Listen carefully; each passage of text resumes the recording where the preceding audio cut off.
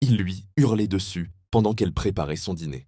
Il frappait du poing sur le comptoir, se comportait comme un enfant dans un corps d'adulte, perdait le contrôle en voiture, explosait pendant les promenades, se collait à son visage comme si elle était son ennemie, pendant qu'elle restait là, figée, juste en essayant de tenir bon.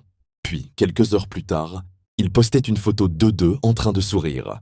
C'était tellement reconnaissant de la voir, écrivait-il.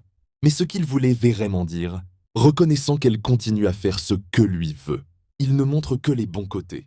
Mais elle vivait la partie dont personne ne parle. Ce que les gens voient en ligne n'est pas toujours la réalité. Derrière une légende bien écrite peut se cacher une femme terrifiée à l'idée de respirer de travers. Elle souriait en public et pleurait en silence, une fois les portes fermées.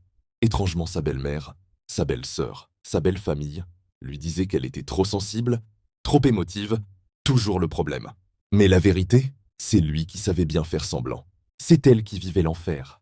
Quand il va mal, ce n'est pas à toi de le relever. Ce n'est pas ton rôle de porter son poids, de réparer son humeur ou de guérir ce qu'il refuse d'affronter.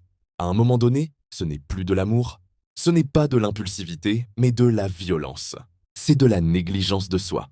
Tu peux le soutenir, mais tu ne peux pas le sauver. Ce n'est pas ton rôle. Ça ne l'a jamais été. Si ce texte résonne trop fort en toi, ce n'est pas un hasard.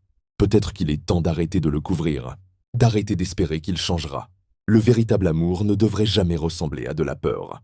Ce n'est pas à toi de le réparer. C'est à toi de te sauver. Tu ne devrais pas avoir à survivre en silence.